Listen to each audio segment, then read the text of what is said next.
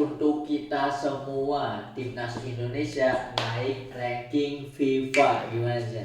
Timnas Indonesia berhasil naik ranking ke posisi 118 ya setelah berhasil mengalahkan Oman. Ini adalah bukti jika John Herman tidak bisa diragukan ya. Walaupun memang kalah melawan Bulgaria di FIFA Series kemarin, namun tidak bisa kita kita judge jika John Herman itu pelatih jelek pada saat itu, karena memang Bulgaria juga kan berada di posisi 80 ya. Betul, tapi justru kalau menurut gue mah, kalau kalian yang mengerti tentang sepak bola tidak, malah justru respect ya ketika timnas kalah sama Bulgaria, karena kalau John Herman ingin aura farming, Indonesia itu sangat bisa untuk mengalahkan Bulgaria. Contohnya jika menurunkan Beckham Putra dari awal supaya serangan lebih ofensif, tetapi John Herman justru ya memanfaatkan pertandingan itu untuk meracik skuad, dan hasilnya ya ketika mengalahkan Oman ini, Sen. Iya, dan juga ya kembali lagi tadi ya, John Hetman di pertandingan kali ini membuktikan kelasnya, di mana Oman itu kan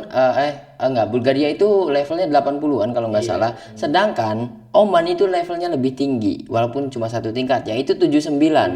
Dan kalau kalian nonton pertandingannya, itu Oman nggak bisa ngapa-ngapain walaupun banyak sekali peluang Oman yang ngagetin ya. Trupasnya itu kan waduh nggak bisa ditebak bahkan oleh Elkan Bagot. Dan juga di pertandingan tersebut mau tidak mau bisa kita katakan jika timnas Indonesia bukan di skuad full powernya, karena tidak ada Jay Ijes kan pada saat itu, walaupun memang hanya kehilangan Jay Ijes saja. Kemudian juga kan tidak ada Ramadan Sananta ya. Ini akhirnya kenapa lawan Bulgaria Iya. karena Ramadan Sananta. Iya, Tapi betul. mungkin ini juga last chance untuk Ramadan Sananta ya, ibaratnya ini worth it nggak sih dalam squad line up gitu kan. Iya. Karena di Bulgaria Ya bahkan untuk skuad AFF saja Ramadan Sananta kan tidak dipanggil lagi kan. Untuk skuad AFF gitu kan. Dan dari pertandingan semalam itu benar-benar ya melawan Bulgaria itu ya kan bukan kesalahan timnas. Kenapa? Karena memang gol ya Bulgaria juga kan sama pada saat itu tidak bisa ngapa-ngapain ya. Mereka bisa menciptakan gol ya karena dapat penalti, dan pada saat itu juga penalti yang tidak disengaja dari Kevin Dix karena clearance bola salah, kakinya nyangkut. Ini sama seperti Mosquera ke Kvaratskhelia kemarin kan gitu. Kalau dari permainan jelas pada saat itu Indonesia mendominasi kan, Bulgaria bahkan wah diserang habis-habisan ya gitu, dan terbukti ketika melawan Oman yang peringkatnya lebih tinggi dari Bulgaria walaupun satu tingkat. Oman nggak bisa ngapa-ngapain, bahkan dibantai dengan 3 gol tanpa balas. benar, padahal sempat dapat penalti ya Betul, ya. betul. Tapi benar-benar kesalahan dari Kang Emil. Iya, applause ya. Dan dalam pertandingan tersebut kan Kang Emil itu nge-save 3 penyelamatan, save-nya itu save krusial semua dari 3 penyelamatan ya. Dan dari sini juga valid omongan gue jika kiper utama timnas itu Emil dan juga Martin Paes ya. Kiper keduanya baru Nadeo gitu. Karena Kang Emil dan juga Martin Paes itu kalau misalkan harus memilih siapa kiper utama, yang nggak bisa dipilih, dua-duanya kiper utama gitu. Tergantung kondisi lawan siapanya doang. Iya, jadi di era yang sekarang timnas Indonesia itu dari posisi kiper saja rasanya seperti Spanyol, di mana dulu Casillas Valdes dan sekarang Unai Simon, Joaquim Garcia dan juga David Raya. Betul, semuanya itu ada di tier yang sama ya. Iya betul. Nadeo juga itu tier atas ya. Dia pemenang nominasi kiper terbaik di BRI Super League kan. Karena save-nya gila banget. Save terbanyak di musim ini tuh Nadeo untuk di Borneo, dan ya terbukti Borneo di akhir musim menyamai poin Persib Bandung, kalah hanya head to head kan. Betul, Gitu. ibaratnya. Nah, ini kalau ada yang nggak terima ya, wah Nadio ini penampilannya bagus banget ya, memang terbaik daripada pemain lokal yang Betul. lainnya. Tapi ingat, saingannya itu seorang Marcel Paes dan Emil Audero aja. Saingannya mainnya di Ajax Nah, gitu kan. Dan satunya walaupun terdegradasi Serie A, lulusan Juventus Pernah gitu. bersama Inter Iya, juga. pernah Scudetto gitu kan. Wajar Ibaratnya, banget. disandingkan dengan Martin Paes dan Emil aja, itu udah sebuah prestasi Prestasi, tersendiri bagi betul. Nadeo. Iya, betul. Bahkan tidak dimainkan saja menurut gue prestasi Nadeo karena bisa bersanding bersama 2 kiper ini gitu kan. Bahkan ketika mendapatkan Garuda Calling ya, itu membuktikan bahwa Nadeo itu udah best of the best dari Betul. pilihan pemain Iya. yang berlaga di BRI Super League kan. Betul. Dan kembali lagi ke ranking Indonesia, dan gue juga sudah mengatakan di video kemarin ketika kita bahas final squad ya. Betul. ya kalian sudah tahu jika friendly ini penting banget ya, buktinya Indonesia merangkak naik dan juga harapannya semoga seperti yang kita bicarakan kemarin. Indonesia harus naik ke 100 ke bawah, artinya tidak 100 ke atas, 100 lebih, harus ke 100 ke bawah gitu, di 90 ataupun 80 lah, di 100 besar gitu. Dan juga dari pertandingan ini sebelumnya juga melawan Bulgaria sudah membuktikan jika Indonesia itu pantasnya ada di 100 besar gitu. Betul, sudah ibaratnya sekarang itu realistis kalau kita menargetkan Indonesia akan menjadi semifinalis di AFC ya. Betul, Realistis banget realistis. karena Oman sendiri kan biasa menghadapi Qatar, bahkan bisa mengalahkan. Nggak, bahkan info, karena kemarin kita nontonnya kan hanya bisa di streaming nggak ke GBK, komentatornya itu kan Bung Binder, Bung Rendra sama Bung Popon, Ponario Astaman. Ponario Astaman tentu saja dong, legend timnas Indonesia. Bahkan Bung Popon di era karirnya selama sebagai pesepak bola aktif melawan Oman mereka tidak bisa menang, dan akhirnya dan dalam sejarahnya Indonesia itu menang di tahun 78 atau 98 ya. Dan juga di press conference-nya kan salah satu kebanggaan dari John Herman adalah membawa Indonesia kembali menang setelah 30 tahun melawan Oman gitu kan. Ini benar-benar yang dulu kita masih ingat, saya dibantai Bahrain 11-1 itu Iya. apa 10-1 lupa ya. Iya, intinya dibantai lah. Dibantai pokoknya. Intinya kalau misalkan dari luar Asia Tenggara pasti dibantai Indonesia, sesama Asia tapi di luar Asia Tenggara gitu Iya, kan. di zona AFC lah ya. Iya, Di zona AFC itu kita pasti juga bantai-bantai ya. Sekarang Oman 3-0 loh. 3-0 ini benar-benar nominal gol yang jauh tinggi Iya, dan bahkan harusnya itu bisa bertambah ya. Dan dalam pertandingan itu banyak yang ngeritik Beckham Putra, dan gue juga setuju Beckham kurang chemistry saja karena banyak sekali miss pass atau umpan yang miss gitu dari Beckham, yang semoga saja bisa comeback. Namun terbukti ketika John Herman langsung memutuskan Beckham dijadikan starter, menang dan juga produktif banget. Karena full nyerang, full attack. Beckham itu anjir bener ya, tektokan dengan Ole Romani itu bagus banget gitu kan.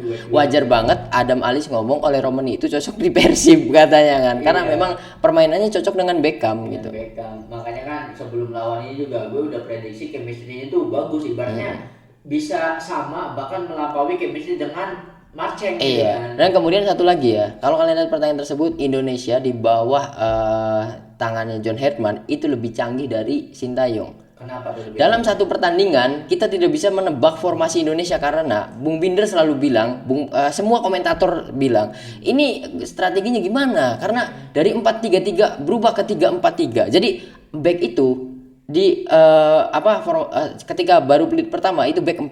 Iya. Kemudian ketika on play itu back 3. Iya. Kadang back hanya mengandalkan Elkan Bagot karena Rizky Ridho golnya kedua kalau nggak salah, golnya Ole Romani atau golnya Habner ya. Ragnar dulu. Kalau Ragnar kan asis dari ini kan, dari Ivar Jenner kan pada saat itu. Nah, Ridho main ke depan dan chemistry-nya dengan Beckham bagus. Ridho tidak seperti di era Sintayong ataupun Patrick Kluivert yang benar-benar dijadikan center back. Betul. Ridho center back tapi posisinya seperti Federico Barba di Persib Bandung, yaitu bisa ikut membantu penyerangan, kemudian membuat skema serangan kombinasi-kombinasi dengan Beckham dengan Kevin Dix, dapat banget itu. Ridho, dan juga sepertinya Ridho pamit dari Persija ya, dan sepertinya kabarnya abroad keluar untuk musim depan. Akhirnya untuk Ridho gitu. Ini well deserved banget ya. Iya, canggih banget, asli canggih banget. Apalagi ketika Donitri masuk, dia ternyata bisa dimainkan di posisi kanan kiri anjir. Dan dia memutuskan ada salah satu peluang shot on targetnya Doni, kayak golnya Messi atau Salah dari flashing kan. Wah, keren aja. Bukan flashing, tendangan yang sudutnya itu sama seperti sudutnya Salah dan juga Messi gitu. Ini ibaratnya menjawab pertanyaan kita di video sebelumnya, kenapa Eliano tidak dimainkan. Kalau Eliano cedera ternyata. Oh, ternyata Iya, John Herman kan press conference, kenapa saya tidak memanggil Eliano? Eliano mengalami kelelahan otot dan cedera. Saya tidak mau Eliano cedera lebih parah katanya. Nah, ibaratnya seperti yang kita tahu, nilai plus dari Eliano adalah bisa dimainkan di semua posisi kecuali kiper. Nah, John Herman bisa meracik pemain-pemainnya itu bisa ada di posisi di mana-mana gitu. Iya, jadi dia itu bisa bisa tahu talenta pemain ini lebih gitu, lebih dari itu. Ya kita tidak tahu ternyata Donitri bisa bermain di posisi kanan karena kalau sebagai orang yang senang ke pesepak bola dengan kaki kiri, gua kan senang Messi, senang Salah juga. Orang dengan dominan kaki kiri, Jordi Alba walaupun di kiri ya, itu cocok di kanan gitu. Ya kalau walaupun memang fullback itu kan harusnya ngasih asis umpan lambung kan, dan karena memang cocoknya di kiri gitu. Tapi di pertandingan semalam anjir, ini benar-benar canggih banget pertandingan permainan timnas kita. Kemudian juga apa ya, seperti melihat klub-klub papan atas di Eropa aja, di mana timnas ini sekarang fullback aja bantu menyerang. Kemudian ketika dan applause juga untuk Elkan Bagot semalam ya. Wah, save-nya banyak banget asli. Ini benar-benar Elkan Bagot itu menjawab kenapa dia antusias banget ketika dipanggil kembali ke timnas ya, karena terjawab dengan performanya. Betul, dia itu kan one last man standing aja semalam kan gitu di sebelum kiper gitu. Wah, kokoh banget untuk Elkan Bagot gitu. Bagus banget lah. Intinya nggak bisa dijelaskan, dia bisa mengatur tempo ketika diserang, kemudian bisa menjaga jarak, menutup ruang, keren banget untuk Elkan Bagot. Kalau menurut gue kita kan benar-benar sangat-sangat terkejut di mana terlalu canggih lah sistem yang dibawa oleh John Herman ini, membuktikan bahwa John Herman berhasil melakukan transisi dari Sintayong langsung ke John Herman. Kita jangan ngomongin Patrick Kluivert ya. Kenapa? Kalau sekarang interim karena dia kalau dia cuma angin lewat doang. Ibaratnya kenapa sekarang di bawah asuhan John Herman itu bisa tampil lebih ofensif, karena memang sekuatnya sudah mumpuni untuk ofensif. Sedangkan dulu kenapa di era Sintayong itu lebih cenderung defensif dan mengandalkan serangan balik, karena di kala itu pertama beberapa pemain dengan nama-nama yang besar yang sekarang belum semuanya full, masih ada masa adaptasi, ada masa transisi, sehingga yang paling masuk akal ya defensif. Nah, terjawab ketika skuadnya sudah mewah banget, Sen. John Herman itu kayak menemukan harta karun, tinggal mau diapain aja nih skuadnya. Betul. Gitu kan? Dan juga kenapa permainan Indonesia bagus banget semalam? Tak luput dari perannya Joy Pelupesi ya. Kelihatan banget kalau pemain ini memang benar-benar pemain kelas banget anjir. Benar serius basket anjir. Iya, ini dari Joy keren banget ya distribusi bola dari tengah, bahkan karena dia tahu ketika cara bermainnya John Herman itu hanya meninggalkan Elkan Bagot di belakang, bahkan Rido yang center back juga ikut maju, dia tidak meninggalkan lini tengah, bahkan cenderung lebih bertahan. Jadi ini sama seperti kayak Persib Federico Barba. Jadi Barba itu ketika Barba maju, Mark Locke itu nggak bakal maju ke depan karena tahu satu center backnya maju. Gitu kan. Ini benar-benar semalam tuh anjir, dan gua kaget ngeliat Rido ya, karena beda banget dari eranya Sintayong yang kemudian Patrick Kluivert juga yang tidak boleh melewati garis tengah ketika play on gitu. Dan dari sini Rido bahkan cenderung lebih di depan. Mungkin ya John Herman itu melihat cuplikan gol Rido yang masuk nominasi Putas. Anjing ini tuh punya potensi buat ada sense mencetak gol. Iya, betul. Dan juga kerennya itu walaupun memang di babak pertama pemain lokal kita yang dimainkan dua ya, Beckham Putra sama satu laginya Rido. Kemudian di babak kedua juga yang masih stay itu Rido, Beckham ditarik ya kan, masukin Yakob. Dalam artian 11 pemain yang diturunkan itu lokal hanya 2 gitu kan. Maksudnya talenta lokal banget gitu. Nah, dari sekarang sudah mulai terpilih talenta lokal yang memiliki level yang sama dengan pemain diaspora mereka gitu, diaspora kita gitu, pemain naturalisasi kita. Dan gua harapkan pemain-pemain pilihan ini Beckham, Yakob, Donitri, Rido di tangannya John Herman. Kalau misalkan seperti ini saja, market value mereka, nilai jual mereka ke klub luar itu tinggi. Wah, ini pasti sih bisa jadi diorbitinya lewat etalase permainan di timnas ya. Kebukti kan. Donitri kan kabarnya kan dilirik oleh tim Aljazair kalau nggak salah, itu kan gara-gara penampilan di FIFA Series gitu. Sedangkan gaya bermain di Persija cukup sama tapi tidak sama persis gitu kan, lebih ke defense kalau untuk di Persija gitu kan. Kita mau nggak mau kualitas liga juga beda ya. Ibaratnya permainan seorang pemain itu kan ditentukan sama kualitas liga. Dan ketika lawan Persib ya, penampilan Donitri itu keren banget menurut gue, walaupun ujung-ujungnya kalah ya. Itu keren banget, salah satu wajar dia mendapatkan nominasi sebagai pemain muda terbaik gitu. Dan ya kembali lagi ke Doninya, kalau ada tawaran dari luar negeri, walaupun dia ngincernya Asia dulu, tidak ke Eropa dulu, tapi sangat disayangkan kalau keluarnya tidak sekarang gitu. Betul ya, semoga saja dapetin klub yang benar-benar cocok ya, yang bisa mengembangkan potensi dari Donitri sendiri. Betul. Ya kembali lagi Donitri yang tahu ya bagaimana dia harus memilih. Kalau ke Asia dulu juga nggak apa-apa, ke Buriram lah. Enggaknya. Soalnya Buriram kan sekarang jadi kandidat kuat untuk Shopee Cup juga, dan kemudian untuk ACL musim depan kan. Ada kalau masalah adaptasi ada Sandy Walsh di sana gitu. Ada teman kan gitu. Betul. Apalagi yang masih Asia Tenggara ya. Kalau untuk masalah adaptasi makanan, budaya apa segala macam yang enggak terlalu. Iya, dan juga tadi walaupun Asia Tenggara ada chance untuk berkompetisi di Asia gitu. Tidak hanya di Asia Tenggara saja gitu kan. Itu kan bisa mengembangkan ya talent dari Donitri lagi gitu. Level kompetisi yang berbeda. Kemudian kan tidak seperti di BRI Super League, walaupun di sini banyak pemain Brazil dan sudah campur kan di BRI Super League. Tidak Brazil saja, bahkan Argentina banyak banget di sini. Kemudian juga ada dari Prancis dan juga yang lain-lainnya. Namun kembali lagi kita harus fokus ke Asia. Mungkin kalau misalkan bermain di Asia dulu gitu kan, lebih bisa membaca permainan-permainan dari pesepak bola dari Irak, dari Iran, lawan-lawan kita yang berat lah gitu. Semoga saja ya bagus lah prospeknya untuk Doni sendiri dan juga untuk Beckham, walaupun Beckham banyak errornya di pertandingan semalam, error dari pas dan juga kombinasi yang sering gagal dengan Kevin Dix ya. Mungkin karena Beckham semalam diturunkan di posisi kanan sedangkan dia harusnya di kiri ya. Ya kan ketika dia brace pertandingan pertama Saint Kitts and Nevis kan dia di posisi kiri. Jadi benar-benar John Herdman ini seperti pelatih sepak bola yang cocok di sepak bola modern, yaitu yang sering gue banggakan tentu saja Lionel Scaloni. Kita tidak bisa menebak strateginya apa, bahkan yang kita tahu Beckham itu di posisi kiri dan sudah dilakukan di FIFA Series, ternyata bermain lebih condong ke kanan gitu. Kemudian untuk Donitri juga tadi kan harusnya kiri ke kanan. Wah anjir, benar canggih banget timnas Indonesia. Makanya kalau misalkan di Sintayong, dari prosesnya kita bisa sampai tinggal satu babak lagi kita bisa ke Piala Dunia, tapi dari segi permainan itu masih gambling banget lah menurut gua ya. Kalau misalkan ada mukjizat mungkin. Kalau dari permainan belum menurut gua pada saat itu. Belum ya, karena memang kala itu jadi waktu zamannya Sintayong itu kan nama-nama pemain diaspora itu datangnya satu-satu, enggak semua kayak mau pertandingan lawan ini datang Nathan Joaon, otomatis masih ada masa-masa adaptasi para pemain. Iya, bahkan Ragnar 3 hari datang 3 hari kemudian langsung main kan. Ketika Ragnar sama kayak Miss Childers juga nanti akan melawan Cina. Ujung-ujung Miss Childers diproses akhirnya bisa main, otomatis masih belum ada chemistry gitu kan. Nah sedangkan kalau John Herdman, pemain-pemain ini kan sudah saling mengenal satu sama lain, sudah pernah bermain satu sama lain. Betul. Ibaratnya kayak zaman dulu Zinedine Zidane datang ke Real Madrid aja, skuadnya itu udah mewah banget, tinggal gimana pelatihnya kan. Iya, dan juga pinter kan untuk John Herdman sendiri menaruh JIJ sebagai head captain atau kapten utama ya, untuk bisa berkomunikasi dengan seluruh pemain. Kemudian menjadikan Rido kapten kedua untuk komunikasi dengan pemain lokal kan. Itu kerennya John Herdman. Kemudian di kapten ketiga ada Kevin Dix. Ya kita tahu Kevin Dix apa, sudah pernah kita bahas juga. Dia kan agen dari Mönchengladbach.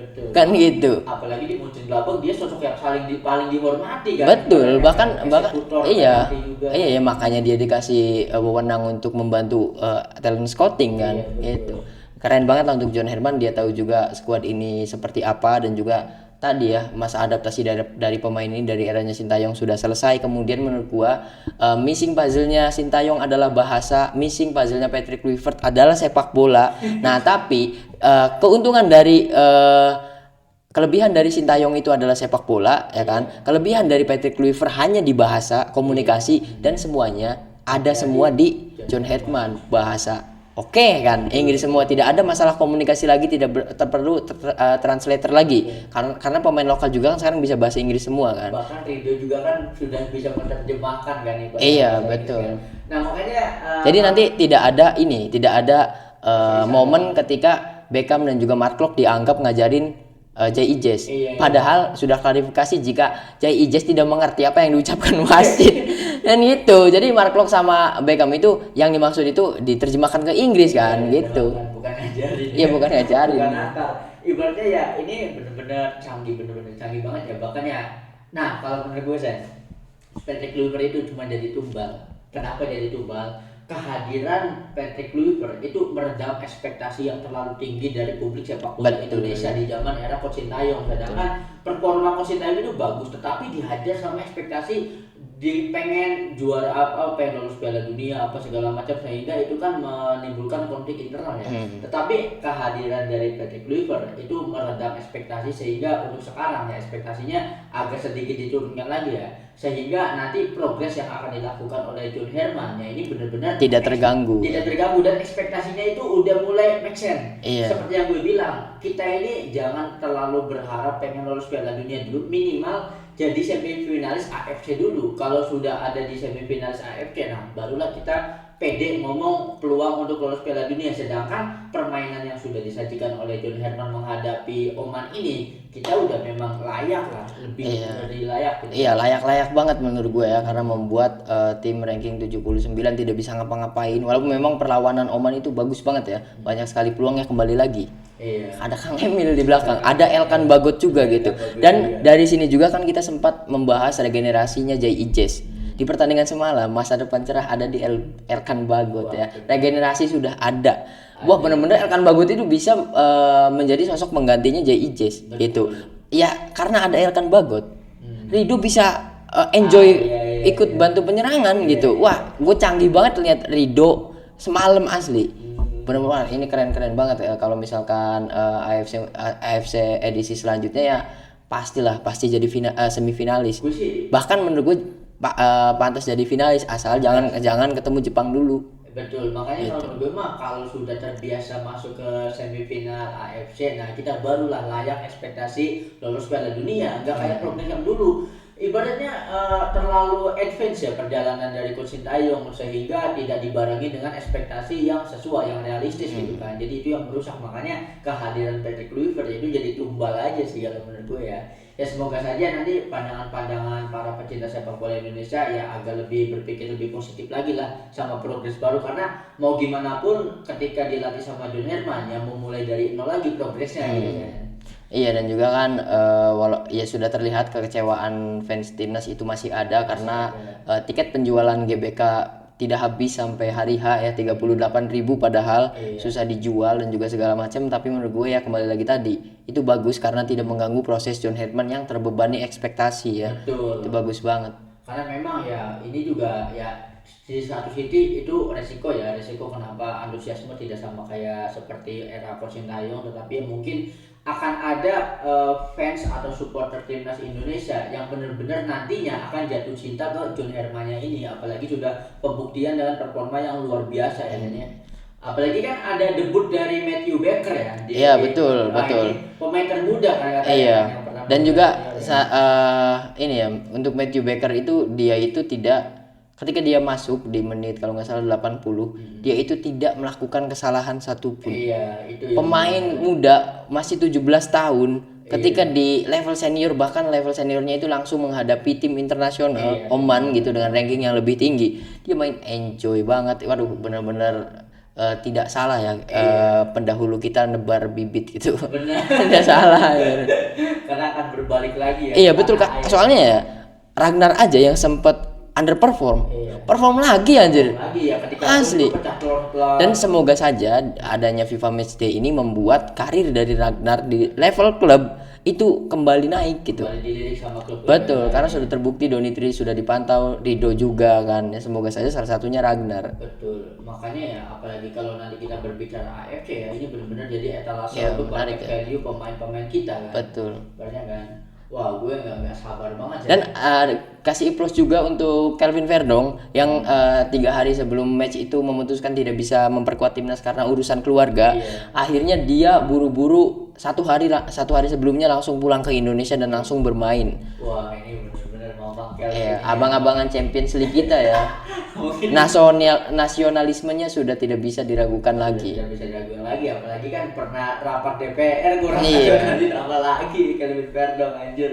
Bahkan sampai positify banget ya, bahkan ada kabar Michilders juga kan meskipun tidak ikut bermain tetapi pulang ke kampung halamannya. Iya, karena kan memang masih recovery cedera juga kan untuk Michilders. Jadi masa depan timnas Indonesia itu benar-benar cerah banget ya di bawah era kepemimpinan John Herman. Iya. Nah, pemain yang di eranya Patrick Kluivert sempat redup, ya Ragnar bisa dikatakan redup, kemudian Nathan Chow dan juga Ivar Jenner, pemain yang gue senangi ketika eranya Sintayong kembali perform di musim ini. Dan di pertandingan semalam Nathan menunjukkan wajar banget dia bisa berhasil membawa Willem tuh promosi ke era divisi, dan juga dia mendapatkan menit bermain banyak sekali ya karena memang performanya sudah kembali ya. Betul. Mungkin ini akan menuju prime-nya Nathan Chow. Menurut gua Nathan Chow itu karirnya akan stay di liga-liga top di Eropa dan di divisi utama, entah itu era divisi, entah itu Serie A, entah itu Bundesliga gitu. Betul. Jadi berkah sendiri ya.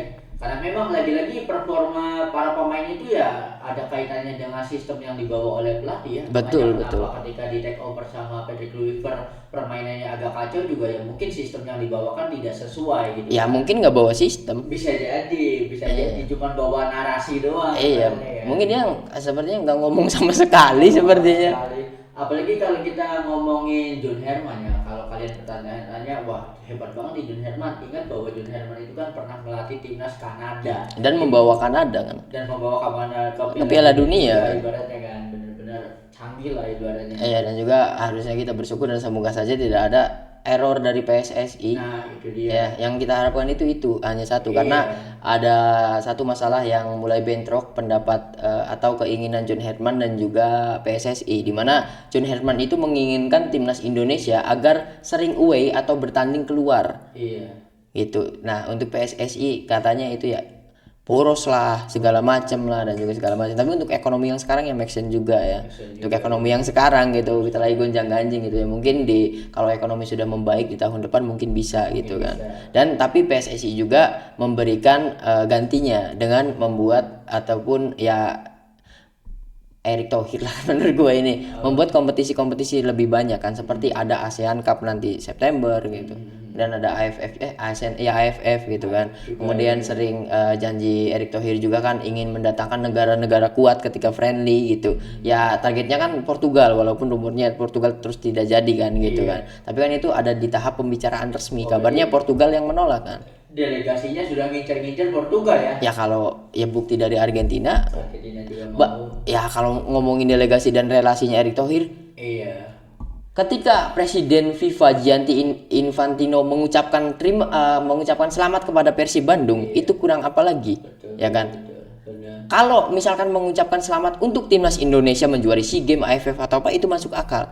Karena Ini benar-benar langsung ke Persib gitu kan. Iya, to the point ya. Iya, delegasi Indonesia kurang apa lagi gitu kan. So dalam sejarahnya emang ada klub Indonesia yang menjuarai Liga Indonesia bukan ACL diucapkan selamat dari Gianni Infantino, Presiden FIFA gitu kan. Betul. Dan itu suratnya resmi. Ini ibaratnya menunjukkan bahwa sepak bola Indonesia itu sudah dilirik selama mata dunia ya. Kan? Betul, karena ketika eranya Sintayong dan Patrick Kluivert dilirik karena memang banyak duit, yaitu view. Iya. Ya, dari FIFA-nya juga, wah dikomersilkan, kita untung besar nih. Tapi alhamdulillahnya di era sekarang, selain dilirik karena view, kualitas kita juga semakin membaik gitu.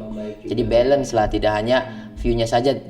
Timnas Indonesia tidak mediocre gitu. Betul. Yang jadi PR terakhir adalah kedewasaan para supporternya saja. Betul, Ya. iya. Semoga saja tidak mengulang kejadian yang sama lagi. Iya, menurut gue di era sekarang kalau timnas mah tetap sih mau dari Bobotoh, dari Bonek, dari The Jack, dari Aremania. Kalau timnas berlaga ya tetap satu Indonesia gitu. Tetap satu. Tapi ya tetap kalau misalkan Argentina yang datang mah akan ada baju setengah timnas setengah Argentina.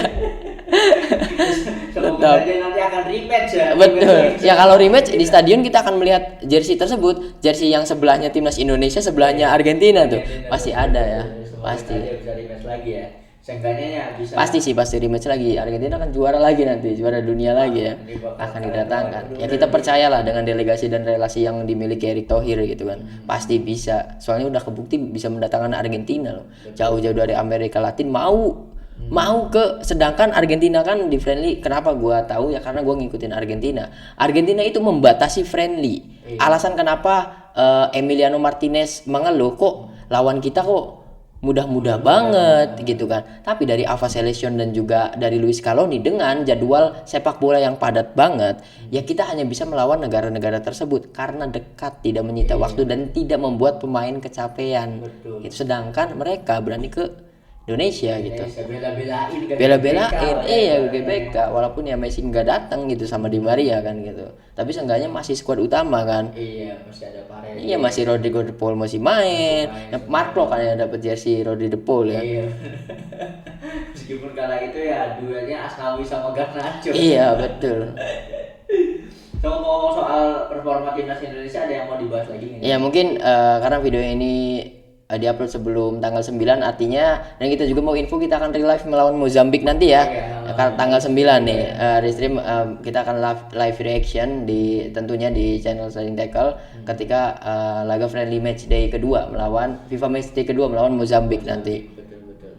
So thank you banget yang udah nonton episode kali ini sampai habis. Kalau teman-teman punya opini atau argumen seputar timnas Indonesia, drop argumen kalian di kolom komentar. So thank you banget yang udah nonton. Sampai jumpa di episode selanjutnya.